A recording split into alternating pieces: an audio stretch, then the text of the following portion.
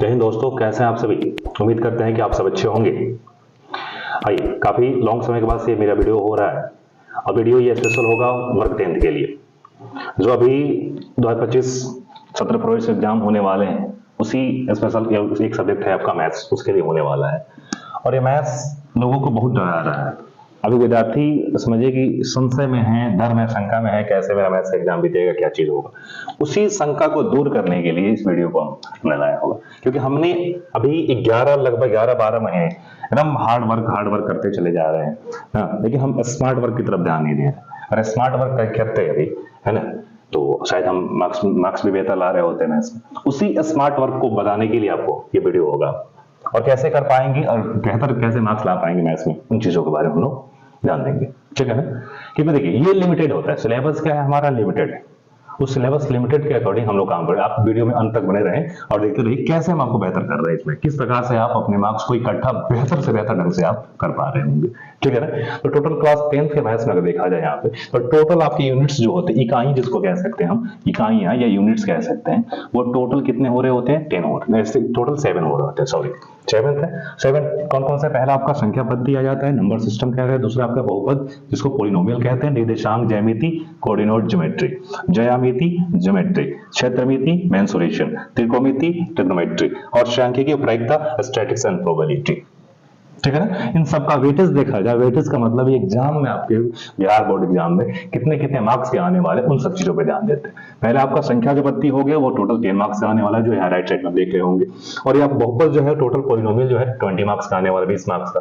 निर्देशांक ज्यामिति है 10 मार्क्स का, और ज्यामिति 20 मार्क्स का, क्षेत्रमिति 10 मार्क्स का, त्रिकोणमिति 20 मार्क्स का, फिर सांख्यिकी और प्रायिकता जो है टोटल 10 मार्क्स का आने वाला है। और एक और कि आपको पहले से ये चीज पता होगा कि जो बिहार में जो एग्जाम चल रहा है, ये मैट्रिक क्लास वाला, 10th क्लास वाला, उसमें क्या है कि हमारे यहाँ डबल का चांसेस है।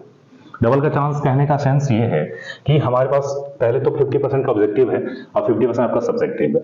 और उस 50% ऑब्जेक्टिव जो प्रश्न है, उसमें क्या है कि 100 प्रश्न हो रहे हैं, और उसमें से एनी 50 कोई 50 प्रश्न का आपको जवाब देना होता है। सेम चीज वही आपको पैटर्न करना है, आपको 50 में सब्जेक्टिव में भी वही करना होता है। इसमें 30 क्वेश्चन लघुत्तरीय क्वेश्चन आ रहे होते हैं, शॉर्ट क्वेश्चन आ रहे हैं, जिसमें से आपको 15 क्वेश्चन बनाना होता है, 15 क्वेश्चन बनाना होता है। और लघुत्तरीय क्वेश्चन जो आपके टोटल 8 आने वाले हैं, जिसमें से आपको 4 क्वेश्चन कंप्लीट करने होते हैं। ठीक है, ये तो आप पहले से ही भली भांति परिचित हैं। तो उस तरीके से अगर देखा जाए तो जो वेटेज हमने बताया टोटल 100 मार्क्स का है। ठीक है, लेकिन अब क्या है कि जब से डबल का चांसेस हुआ था, सब में 2 का मल्टीप्लाई हो जाना, तब ये समझिए कि टोटल 20 मार्क्स का होगा क्वेश्चंस आने वाले। इसमें से क्वेश्चंस कितने मार्क्स का आने वाले, 40 मार्क्स का आने वाले। इसमें क्वेश्चन आने वाले कितने, 20 का हो जाएगा। फिर इसका भी डबल करेंगे, भी 40 का हो जाना, इसमें डबल करेंगे, भी 20 का हो जाएगा, ये फिर 40 का, ये फिर 20 का। तो अगर हम किसी 2-4 यूनिट्स को भी अगर अच्छे से कंप्लीट कर लें ये लास्ट के चंद 15 दिनों के अंदर में, तो शायद हम बेहतर हो पाएंगे, है ना। समझ पा रहे हैं मेरी बातों को अच्छे ढंग से आप। ठीक है, तो उसमें क्या है, ये 7 यूनिट्स हैं, लेकिन इसमें चैप्टर्स आपके 15 हैं। आपने एनसीईआरटी मैथ्स निकालोगे, बुक देखोगे तो पता ही है आपको, तो उस तरह देखोगे टोटल 15 आपको यूनिट्स देखने को, चैप्टर्स देखने को मिलेंगे। और चैप्टर्स क्या है, तो संख्या पद्धति में केवल और केवल एक ही चैप्टर्स है, जिसका नाम क्या है, वास्तविक संख्या, जिसको हम रियल नंबर का नाम देते हैं। रियल नंबर कहते हैं इंग्लिश में, रियल में से कहते हैं रियल नंबर, है ना, रियल नंबर। ठीक, उसके बाद से क्या है कि ये बहुपद आपका, बहुपद में टोटल चैप्टर्स आपके लगभग 4 चैप्टर्स देखने को मिलने वाले हैं। और चारों चैप्टर्स कौन कौन से, पहला आपका आता है बहुपद ही है पहला। ठीक, उसके बाद से आपको देखने को मिलेंगे इसमें आप देख सकते हैं बहुपद के बाद 2 चर वाले रैखिक समीकरण, 2 चर वाले रैखिक समीकरण। ठीक है, तीसरा हो जाता है आपका कौन सा, तीसरा हो जाएगा द्विघात समीकरण, द्विघात समीकरण। चौथा हो जाता है एपी, समांतर श्रेणी, है ना, अर्थमेटिक प्रोग्रेशन का नाम दे पा रहे होते हैं। ठीक है ना, ये चीजें हो पा रही होती है। उसके बाद से क्या है, ये निर्देशांक ज्यामिति। निर्देशांक ज्यामिति खुद एक यूनिट है, ये खुद एक चैप्टर्स की है, एक यूनिट ही है, जिसका वेटेज देखो 10 मार्क्स का होने वाला, डबल का है तो 20 मार्क्स का हो जाने वाला। ये खुद एक अपना ही चैप्टर हो रहा होता है, सेम चैप्टर्स हो पा रहे होते हैं। और ज्यामिति में आपको देखने को मिलेंगे 3 चैप्टर्स देखने को मिलेंगे। पहला चैप्टर आपका त्रिभुज का होगा, ठीक है, दूसरा चैप्टर आपका किसका, वृत्त का होने वाला है, और तीसरा आपका रचना का होने वाला है। उसी प्रकार से देखा जाए क्षेत्रमिति में भी, तो क्षेत्रमिति में आपको 2 चैप्टर्स देखने को मिलेंगे। वृत्त से संबंधित क्षेत्रफल मिलेंगे, वृत्त से संबंधित क्षेत्रफल, ठीक है। और उसके बाद से क्या मिलने वाला है यहाँ पे, एक आपके चैप्टर हो जाएंगे पृष्ठीय क्षेत्रफल और आयतन।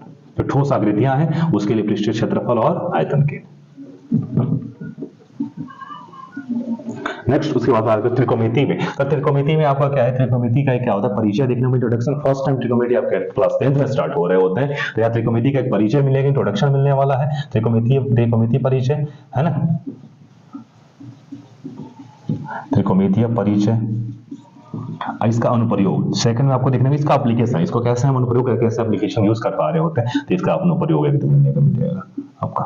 ठीक, उसके लास्ट में आपका आता है सांख्यिकी और प्रायिकता। ये खुद एक अपना चैप्टर्स नहीं होता है, इसमें सांख्यिकी के बारे में हमें बस ज्यादा कुछ नहीं पढ़ना। इसके जो केंद्रीय प्रवृत्ति के जो माप होते हैं, सेंट्रल टेंडेंसी, माध्य मालिका और बहुलक, उसी के बारे में, और वो भी क्लासिफाइड डाटा के फॉर्म में। और लास्ट प्रायिकता होता है जो आप क्लास 7 से ही पढ़ते हुए आ रहे हैं, 9th में बच्चे ढंग से पढ़ पा रहे हैं, वही सभी चीजें होती है। इस तरीके से कंप्लीट कर पा रहे होते हैं और आसानी से हम मार्क्स को इकट्ठा कर पा रहे होते हैं और बेहतर ढंग से मार्क्स को इकट्ठा कर पा रहे होंगे हम लोग, है ना। यही चीजें, यही है हमारा स्मार्ट वर्क। इसी स्मार्ट वर्क के तहत हम आसानी से बेहतर करके पास हो पाएंगे। और दो ही चैप्टर्स को देख, कोई आप 2 चैप्टर उठाओ, आसानी से उसमें देखा पास हो पाएंगे। अगर ट्रिग्नोमेट्री आप शुरू से पढ़ता रहे, डर है दूसरा पढ़ रहे हैं, त्रिकोणमिति ले लो, सांख्यिकी प्रायिकता ले लो, इन दोनों चैप्टर्स को आसानी से पढ़ लो, तो 20 यहाँ 10 मार्क्स का 30 मार्क्स का आसानी से पास हो।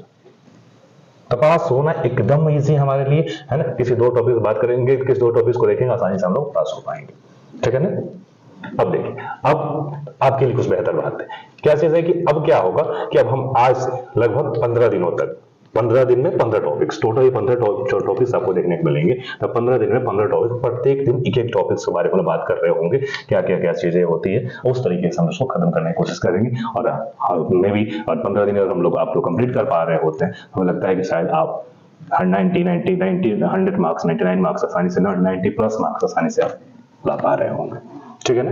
क्योंकि बस एक रिपीटेशन टाइप से होना और रिवीजन कर पा रहे होंगे, और उसको कैसे बेहतर कर पा रहे होंगे, क्योंकि स्मार्ट कवर करना ही हम लोग, तो हम बेहतर कर पा रहे होंगे, ठीक है ना। और अंत में हम आपको यही बताना चाहते हैं कि कल से प्रतिदिन 5 बजे आप लोग अपनी जिम्मेवारी को समझते हुए, क्योंकि आपको बेहतर होना है उसमें, तो उसके लिए आपको प्रतिदिन लगभग 15 दिन 15 टॉपिक्स, बस यही ध्यान रखिए, उस टॉपिक पे ध्यान दीजिए 15 दिनों के लिए। अब शाम प्रतिदिन 5 बजे शाम में आप आई चैनल्स पे विजिट कीजिए और उसको वीडियो को अच्छे से देखिए, और शायद अपने आप एग्जाम में आप बेहतर कीजिए। उसके लिए हमें उम्मीद है कि शायद आप 90 प्लस आसानी से, अर्थात 100 भी टच कर पाओगे। अगर इस तरीके से आप रेगुलरिटी बनाए रखें मेरे चैनल्स पे, तो शायद बेहतर हो पाओगे, है ना। Thank you.